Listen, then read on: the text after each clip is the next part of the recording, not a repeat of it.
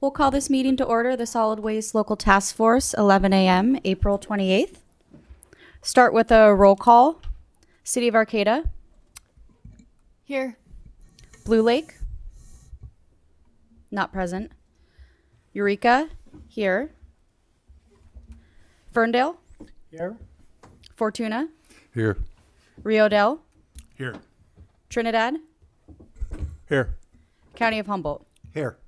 Wonderful. And I do just want to welcome Joe, the new city manager of the city of Trinidad. So please feel free to ask any questions throughout the whole process today. I know you're new to this world, so we're here to help. Thank you very much. Appreciate it and glad to be here. Thank you. Next up is the October 28th, 2024 meeting minutes that were provided in the agenda packet. Opening up for any discussion or questions on that.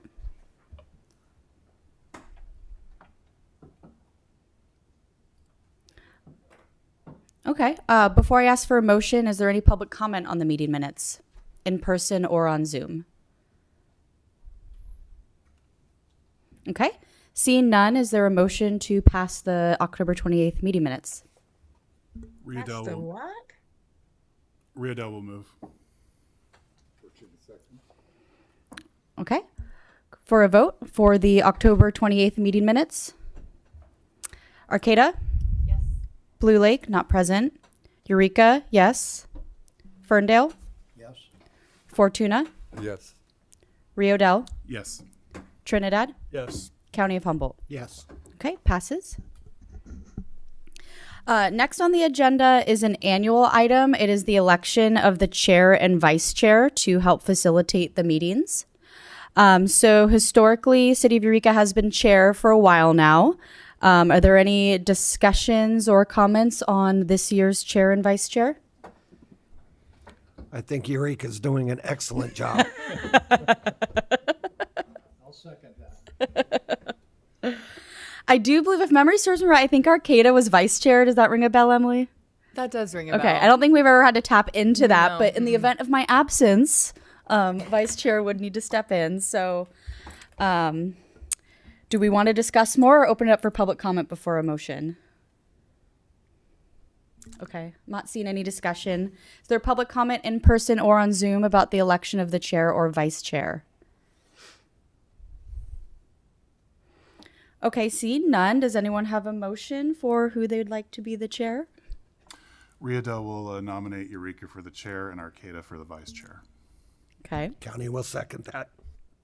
Okay, we've got a motion and a second for City of Eureka chair, City of Arcata vice chair. Why don't we go ahead and open that up for a vote? City of Arcata, Yes. Blue Lake, not present. Eureka, yes. Ferndale, Yes. Fortuna, Yes. Rio Dell, Yes. Trinidad, Aye. County of Humboldt. Yes.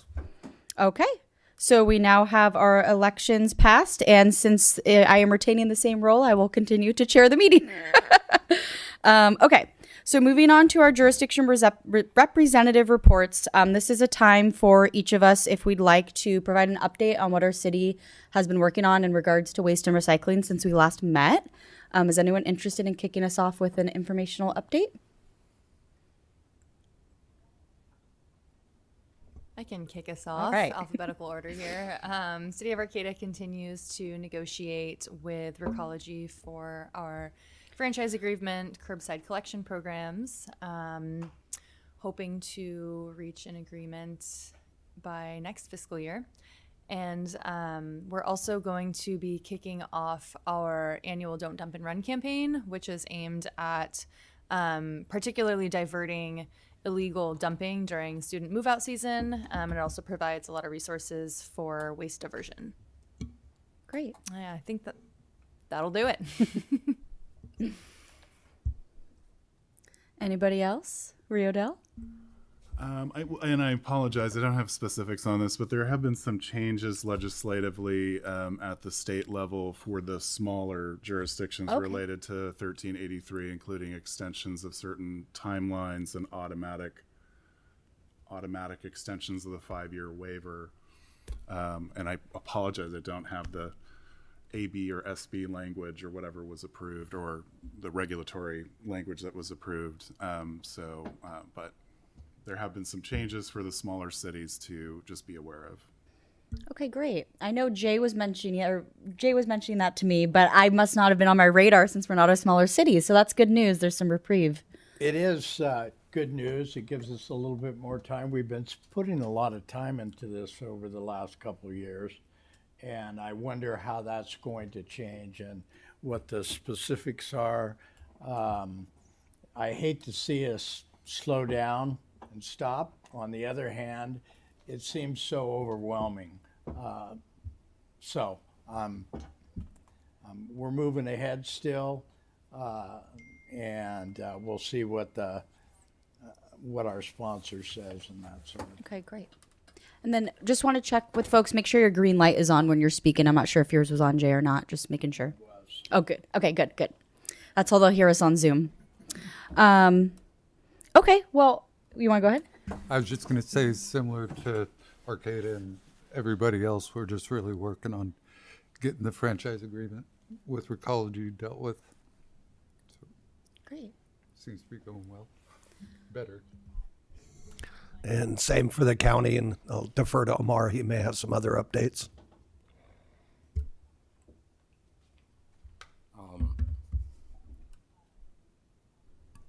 Same with the county, we're working to renegotiate the franchise agreement with Recology. We also go into a new agreement for the edible food recovery program with Abound Food Care. Getting an MOU from the jurisdictions, so same working together to improve our edible food recovery program, and also ensure that by the end of the year we have a structure that keeps it ongoing without having to create such demand, both financially and physically, from all jurisdictions. Other than that, working together with the jurisdictions has been such a pleasure, and I appreciate us working together. Thank you. The mention of legislative updates reminds me that recently it came across our radar that there was a procurement update that does allow 10% of edible food recovered to be counted towards procurement. There's a formula that makes it count as a recovered organic waste product.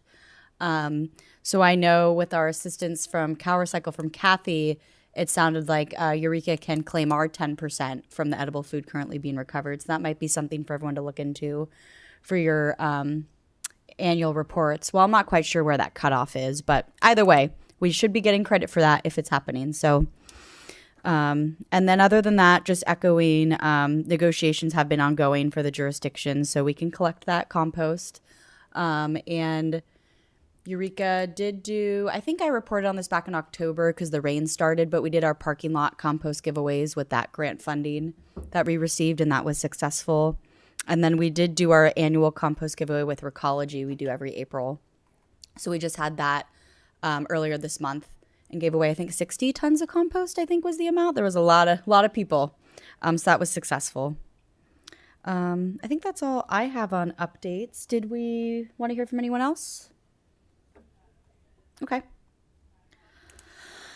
So the next item we have as a standing item is updates on CRV redemption buyback centers. I'm not sure if we have anyone from Hambro on the line today on Zoom. Oh, we do. Oh, wonderful. Take it away. Hi. Yeah, we had a little trouble getting on, but we're here now. So how's everybody doing today? We're doing good. We're excited to hear how the Eureka location is going since it launched in December. Yeah, Eureka is doing well. We thought maybe it'd be a little better, but we're hitting the marketing hard on it, and we're seeing a few more people, every week, but it's not quite where we thought it would be, but it's good.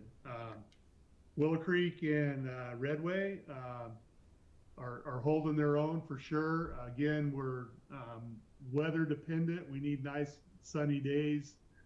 Rainy days kind of slow us down a lot. So, but no, pretty much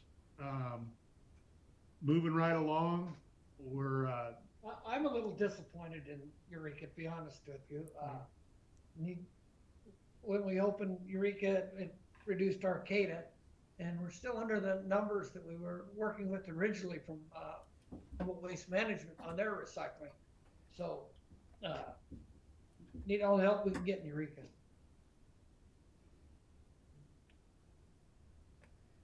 Do you guys think it's just getting the words out, like folks don't know about it? There was such a demand when there were no centers, and now we've got it. It's hard to believe folks aren't tapping into that resource. So we've recently done a mailer out to that residential area around the fairgrounds, and we've also reinitiated some radio advertising that will start May 1st. So we're hoping that'll reach out to some people who haven't heard about us yet in Eureka. Yeah. So. Well, good to know there's still more work to do. Anything else on your guys' end? No, if you have any ideas as far as getting the word out, we're all for it. Definitely. Is there any other promotional dollars available through Cal Recycle?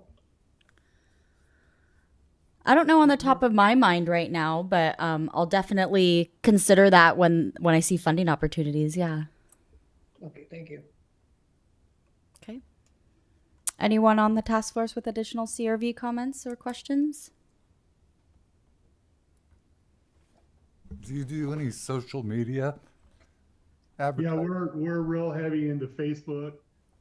We did some digital marketing. We didn't feel like that was good, but Facebook, we get a lot of likes, I guess, and we have a new post every day talking about our centers in Eureka particular. So.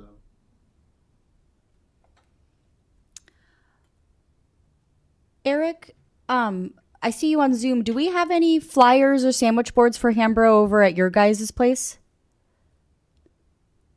At HWA? No, we don't have anything like that. We'd be more than happy to post something in our office or hand something out if they'd be willing to drop it off. We've got a big pamphlet board that the jurisdictions are free to drop any of the programs that they're doing off, and we put it in there along with all the other services that we're offering as well. So if they have handouts or flyers that they'd like run for CRV recycling, we'd be more than happy to have that in the office available for people that come in and ask. We'll absolutely get them over there to you, Eric. Thank you. Yep. Wonderful. Okay, are we ready to move on from CRV? Okay. We do have also a standing item for Recology to provide any updates on the jurisdiction's curbside recycling programs. Do we have anybody on Zoom today who wanted to provide an update by Recology? Okay, I'm not sure if we have anyone today. Okay, I'm not seeing anybody. Okay, no worries. So moving on, we have our SB 1383 update. We usually have just a general group discussion if there's any updates, which I think these days our jurisdiction reports naturally overlap with SB 1383 since that's the hot topic. Is there any other SB 1383 items that anyone wanted to bring up today for discussion? Okay, well then we can go ahead and move on. We invited Food for People today to provide an update to the task force about edible food recovery activities. As folks know, SB 1383 added a new topic to solid waste purview, which is donating edible food. So that's a little newer for our task force, and we've had a Bound Food Care contracted to oversee that program. But I think it'd be really good for us to get some face time with Food for People and know what's actually happening boots on the ground with this new influx of regulations and hopefully donations. So I see Carly's here, and we can hand it over.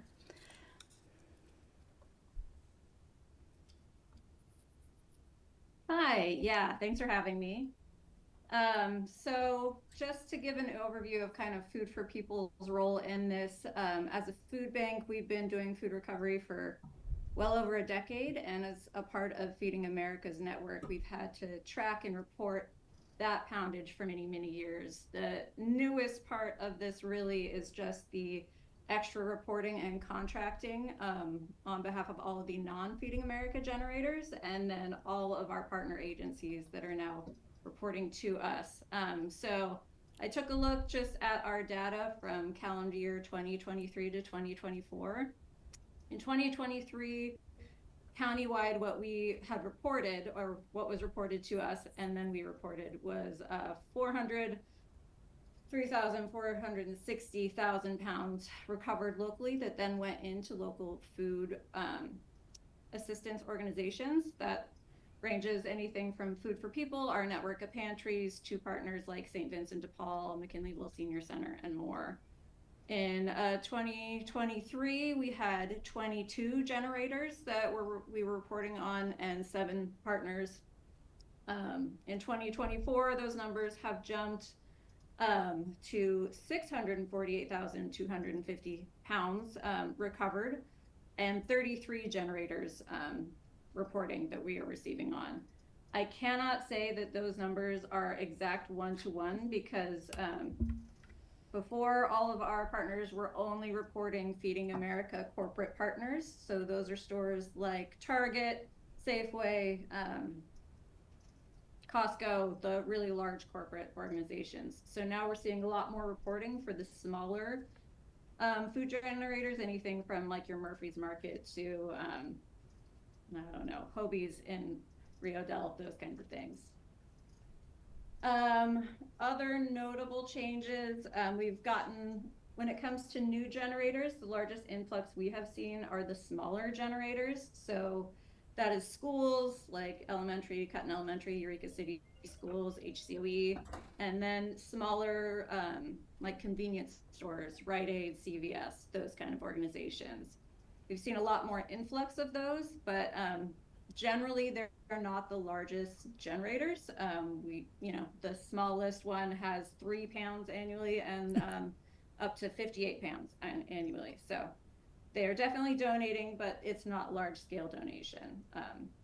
So a lot of it for us that has changed is purely the reporting administration part of it. We have to collect a lot more data from our partners. We're reporting a lot more data, which has just increased those costs.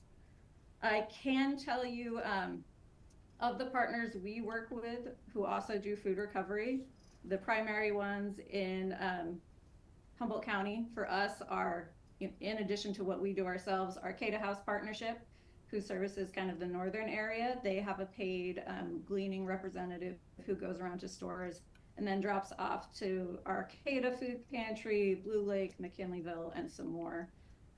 We also partner with the Rio Del Community Center, McKinleyville Senior Center, St. Vincent de Paul, and the Fortuna Pantry Shelf, who are all reporting data to us. I can say that for the largest collectors and reporters, that would be Food for People and Arcata House Partnership, the costs of running a food recovery program are pretty high. And both of us are experiencing cuts due to federal funding and all sorts of stuff. So it is looking a little unsteady on the horizon on how we can maintain those programs. For just like a snapshot for Food for People, it costs us about $75,000 annually in staff costs. Trash waste is $19,000 a year. Vehicle costs is maybe $5,000. Food handling is another $1,000. And Arcata House reported to me that their numbers are pretty similar. So between both organizations, we're each paying about $100,000 a year to maintain our food recovery programs. And that can be a big burden when things are changing so rapidly. Just a couple of things. The California Association of Food Banks that we're a part of did some research and data reporting on implementing SB 1383. Some of the biggest wins are that we are seeing more variety in donations, which is great. That gives all of our food pantries more options to offer clients. We've seen more engagement from local generators, and we've seen a lot of success from some other jurisdictions down south who have they have really solid partnerships with their food banks. So they're helping to support some of that funding and then working together on reporting. So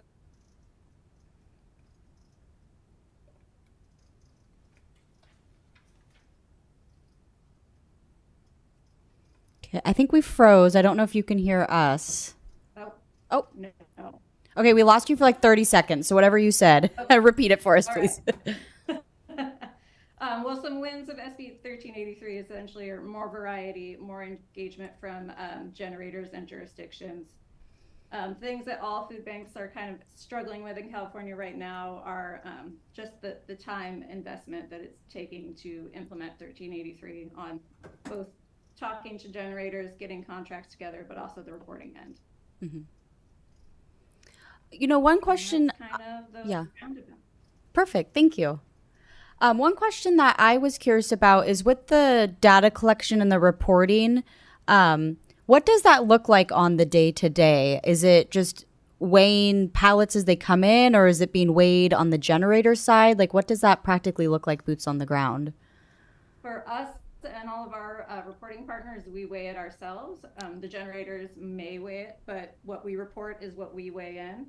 And it's very different depending on each different agency. So like at Food for People, we bring all of it here, everything that's recovered in Eureka, we weigh it in and then record it for the day. And then we upload that into our pivot tables weekly. For generators who are on, or agencies who are collecting from generators on the smaller side, so maybe Rio Del, Fortuna, McKinleyville Senior Center, they are picking up maybe once a week because that's their capacity and what they can handle. And then they weigh it all in. Some of them fax, some of them email all of those numbers to us. We then incorporate that into the pivot table, and then that is what we then report out. Okay. Does anyone have any questions?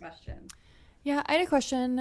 When you had mentioned the staff costs, I'm curious whether those numbers were reflective of total staff costs or whether they were reflective of the anticipated shortfall in costs due to either additional costs to operate programs and lack of funding.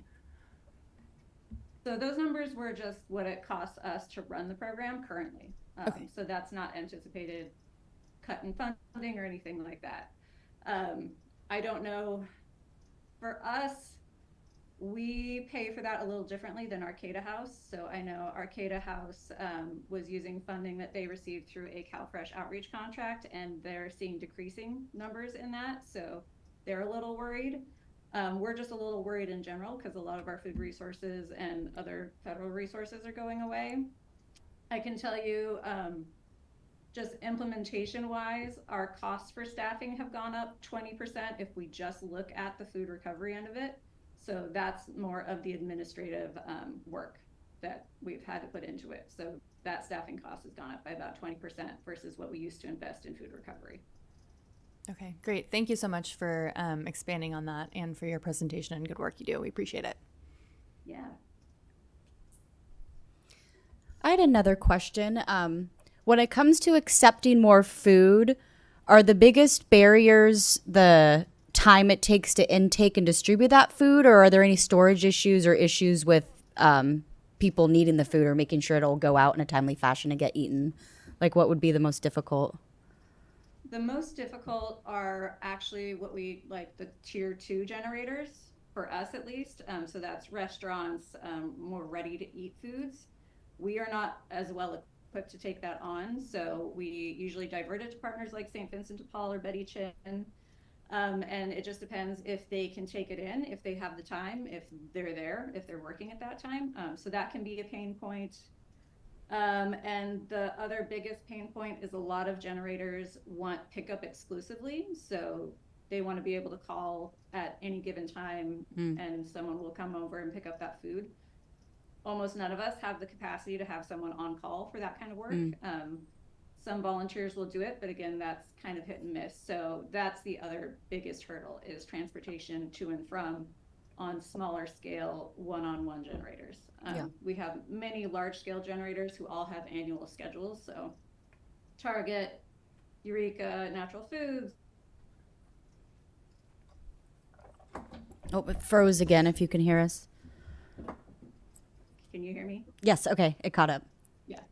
So large scale generators typically have a pretty scheduled pickup that they can count on, but intermittent generators.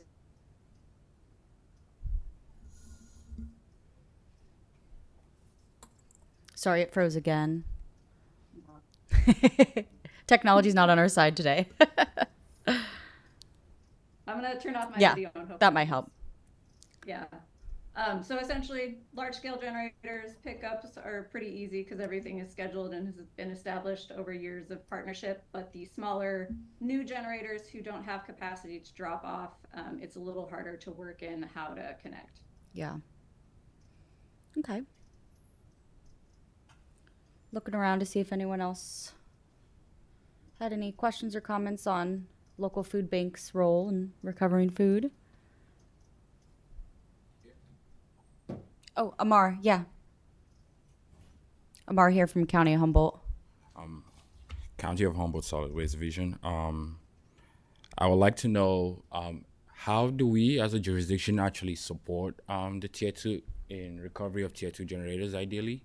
Say we can find the funding or get grants on that behalf. What exactly could we do or should we do to help improve the logistics of collecting and delivery of tier 2 generators? Mm-hmm. Have you heard me? Sorry, was that specific to tier 2 generators? Yeah, you mentioned that tier 2 generators are the biggest issues you have in terms of collecting, in terms of. So I was just wondering, as a jurisdiction, how do we help improve that? How do we give more? If we could provide maybe funding, grants, I don't know, time. What would that entail? How can we help improve the recovery of tier 2 generators? Yes, I'll give you my answer, but talking to one of the organizations that's better suited for tier 2 might benefit the group. As we don't have a commercial kitchen, we can't take that food in and then repackage and redistribute it, but other partners can if they are doing immediate meals, so free meal, Betty, those ones. And if I'm hazarding a guess, the most helpful thing for them would be funding to help with staffing, because staffing's also often the thing that is lacking. So if they are not there and can't accept a donation, it's likely because they can't afford to keep staff that long in the day.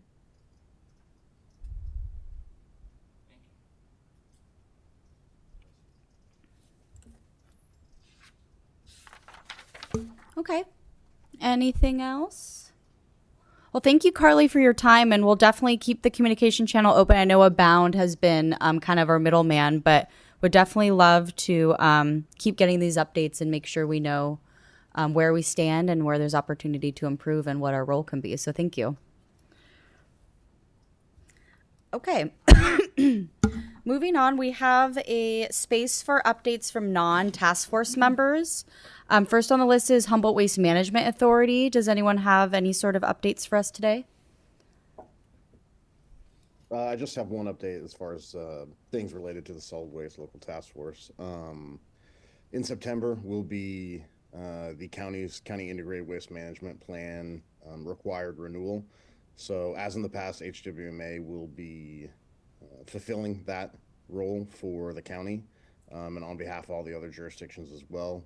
So we'll be in contact with majority the county, but jurisdictions as well, to make sure that nothing's changed that we don't know about regarding any type of your guys' waste management plans.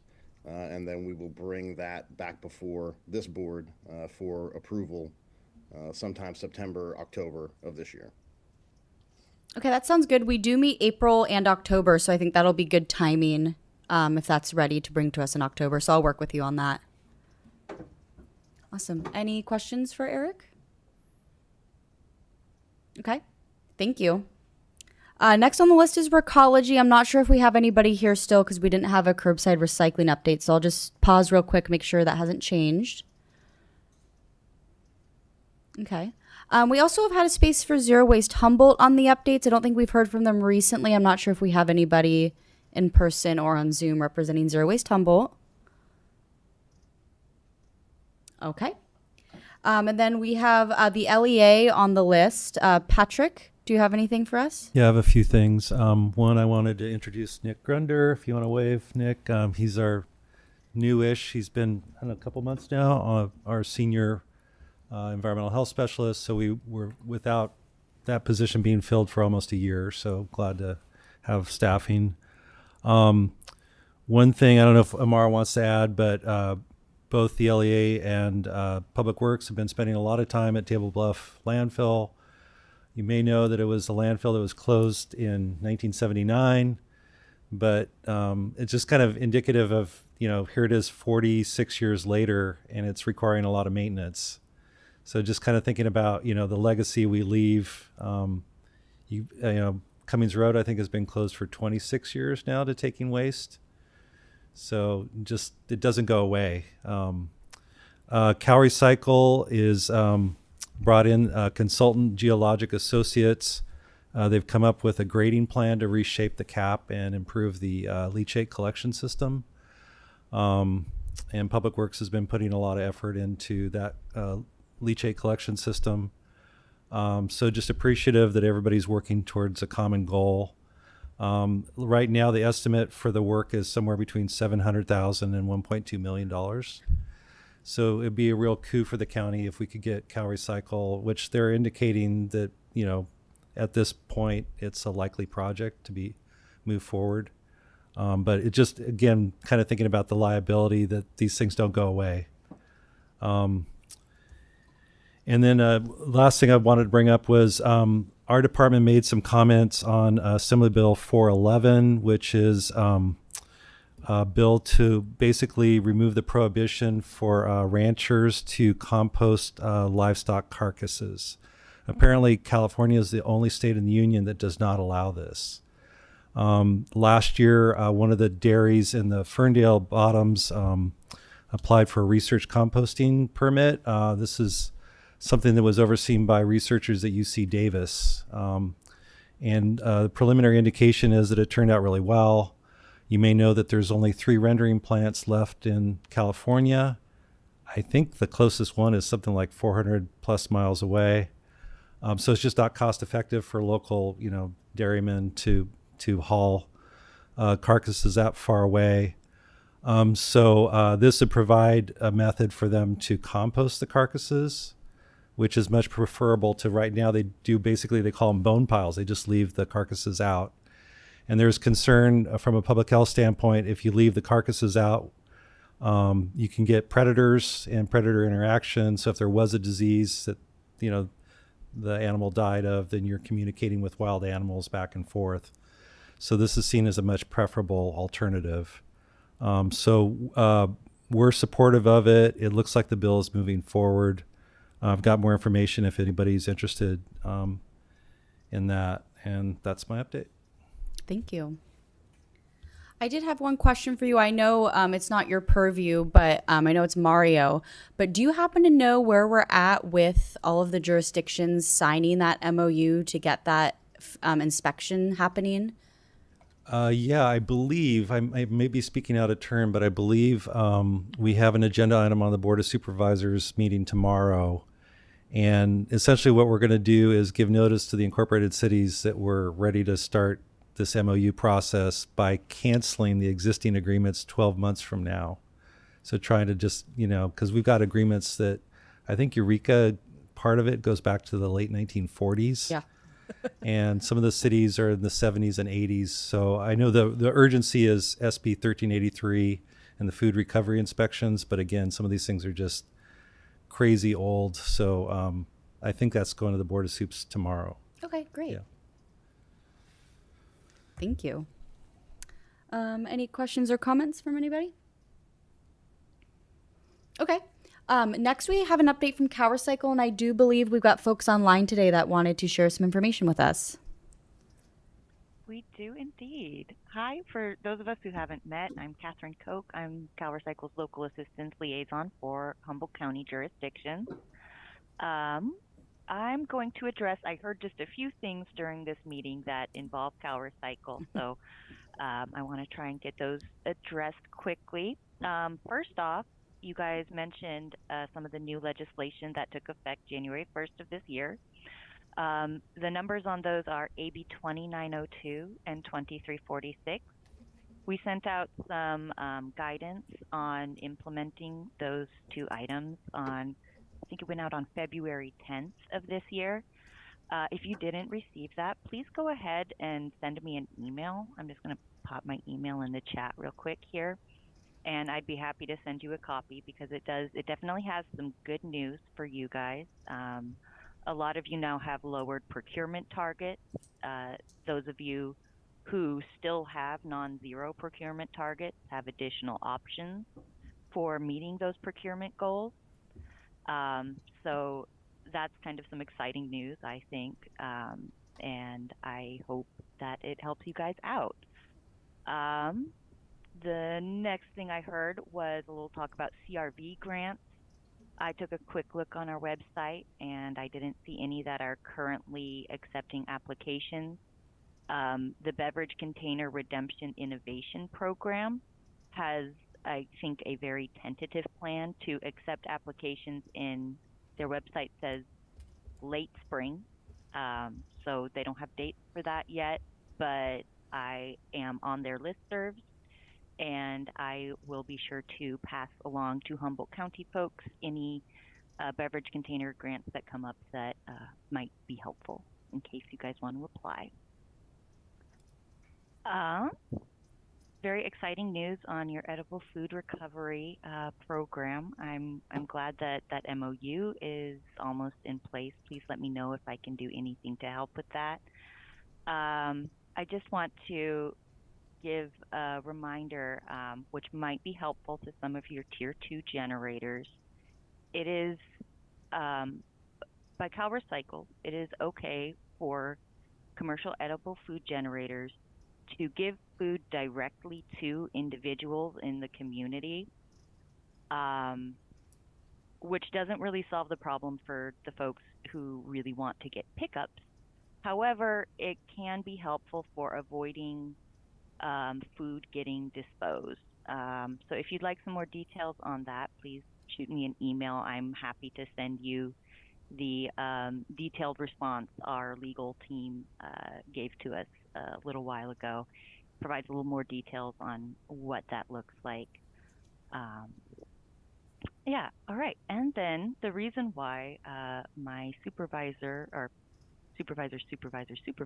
Marshall Graham, and I are here today to talk to you guys is we met with our grants section last week about the organics grant that HWMA was awarded, I think 2 years ago, to add organics pre-processing at the Hawthorne Street transfer station. So the grant is coming up to a point where these funds they're currently available for your guys' use. I believe they sent a notice allowing you to start spending the funds last year. But I understand that your franchise agreement is still a major sticking point with that, and that you need to secure some freshly diverted organic material to be processed through that in order to meet the terms of your grant. So we are coming here because we would really like to figure out how we could assist Humboldt County in getting the franchise agreement in place and getting that money used. It's $2.7 million, and we think y'all could put that to very good use. We don't really want it back, honestly. So we'd really like to try to figure out how we can help you get that money spent. Marshall, would you like to add anything? Yeah, and I heard, and for me, forgive me for my ignorance. I don't know if it's only one franchise agreement that we're waiting for, if there's multiple jurisdictions. But you know what the grants team is looking for is, you know, a level of specificity. So I know you're working on the franchise agreement, so it's like, are we able to identify what the next step is and when that would be? I think we have heard of a July 1 start date, or that would be the date of a new agreement. So we're just trying to get a finger on the pulse of where you are on that, what the barriers are as well, to see if there's anything that we can do in terms of assistance. So just really wanting to make sure that, one, I think you're very aware of the situation, and we only have so much time within the grant, as well as limited authority for the grant use. So really just wanted to make sure you're aware, we reach out and provide as much assistance as possible. I do know we have Eric and Hillary on the line here from HWMA. I don't know if they have any comments. It has been an ongoing discussion for sure, so we are aware, but I'll see if they have any notes or questions. Yeah, so I've got a quick question for both of you. Have either of you talked to our grant manager and the grant director that we've talked to as well? Yes, Okay, we so met with my question then would be, they are both incredibly aware of the process, the issues, and the next steps. So I find it a little odd that you would come to a meeting like this and ask those questions of the individuals sitting on this board that don't have all those answers. Well, we're attempting to find ways to try and work with this. For example, one of the major issues with getting this money spent is that there has to be freshly diverted organic material going through it for a certain amount of time before the grant ends. So we're mostly here to try and help you explore some different solutions for that. For example, it seems like you may have some issues getting organics to this facility in the traditional way of having the hauler, with the trucks do it. However, there could be some leeway for creative solutions here. For example, there are some areas where they have organics collection available at farmers markets. I don't know if you guys already have that, but if not, that would likely count as newly diverted material. And if you were to set something up to take that to the new facility at the Hawthorne Street Transfer Station, you could potentially get some diversion that Right, way. and the individuals who would haul that would be the franchise providers. Yeah. So I think based off your comments, it sounds like maybe our grant team that we talked to didn't maybe pass along all the information that I have to them. I believe they did their best. We did talk to them I ended up talking to them for over 2 hours, actually. It butted up right until their next meeting. But mostly we are just trying to get a temperature check because we've gotten some conflicting dates over the years as far as when your franchise agreement will be in place. Your current cap says last fall, and unfortunately you've not hit that. And so I'm kind of trying to get a temperature check here. If we need to move this to a less formal venue to talk about the franchise agreement, we can do that. But we're mainly here to see whether we can help you explore some different solutions, because the grants team really wanted us to impart that we really would like for you to be able to spend this money. They do have some ability to provide some flexibility on this, and there's still time for us to get things in order, to get that spent so you guys get your $2.7 million that we really want you to have.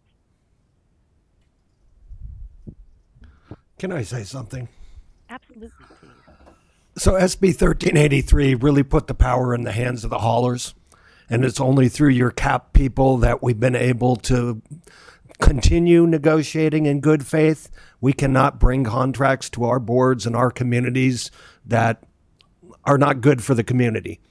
And your CAP people have understood that. My CAP now is October 2026 is my date, not last year.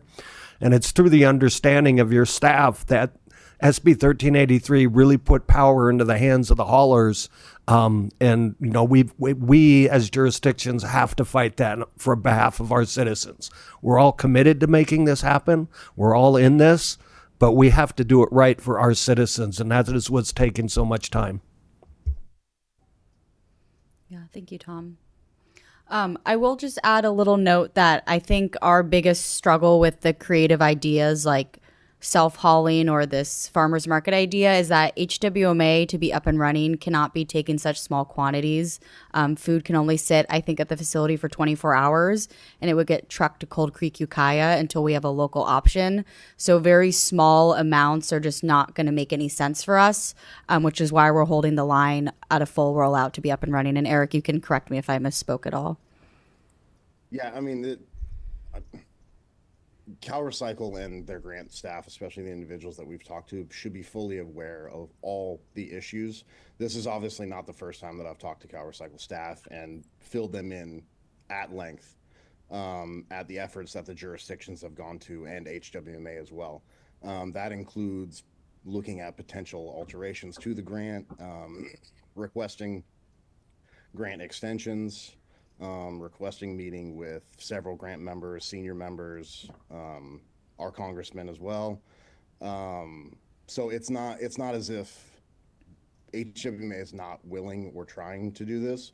We are trying to spend the money within the framework that the grant is set up, while not pushing our jurisdictions to make decisions that would hurt their representatives as a whole.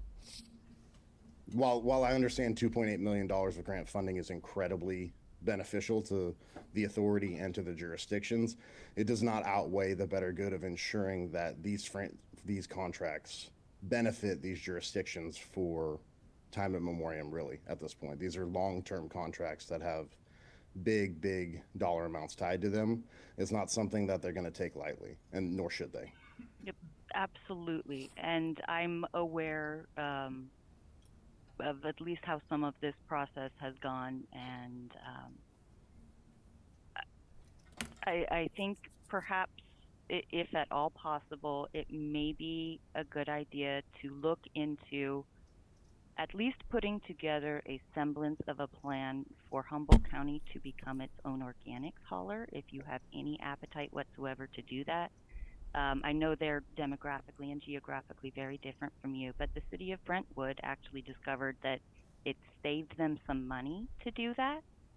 Also, it would potentially help Recology to see that there is another option out there for you guys. If that's something you have any appetite whatsoever to look into, I would love to help with that. To be clear, the grants folks asked us to be here not to be mean to you or berate you or anything. We want to take this opportunity to try and be good partners with you. That's why they pay me the medium bucks here, is to help you however I can to get these programs in place without causing undue hardship for the people of Humboldt County. We absolutely do not want that, and we don't want to put that on your ratepayers. So. Yes, I just to confirm, we just wanted to make sure that we are available and doing everything we can for the county in general. We don't usually get involved in franchise agreements, right? That's a local issue. But I guess where I was trying to get is if there was a point where we could, to the degree that any level of specificity can be shared with the grant team, it just helps them. Like if there is a milestone coming up, but it sounds like there's not, and it sounds like we're all on the same page, but mainly just wanted you to know that we're available, and if you have questions about different models or different whatever it is, we're here to do that kind of research for you. Yeah. Well, we appreciate. Yeah, and I'm sorry if it came across otherwise. That is definitely not our intention. Just wanted and everything's good with the grants team. We're just really trying to make sure that we give you as much support as possible. And you've got a great support here with Katie. Well, thank you both so much for coming. And I think what I'm hearing is we have more resources and more support on the Cal Recycle side. So I will encourage Eric / anyone on our team to reach out if we think there's any further brainstorming or support you could provide, because it's definitely all hands on deck. So we appreciate you recognizing that we're still on our way, and maybe we do need some help. So thank you. Okay, if that wraps up the CalRecycle report, then the next item is any future tasks or actions that folks would like to see on future agendas. I did hear from Eric that waste management plan will be coming back to us in October. Are there any other items folks would like to see on the October agenda?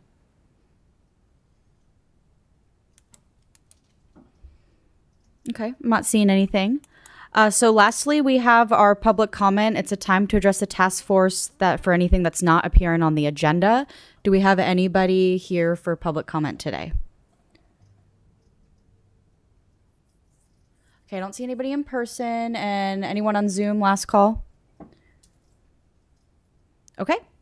Well, then we will adjourn the meeting at 11:51 p.m. or a.m. Thank you, everyone.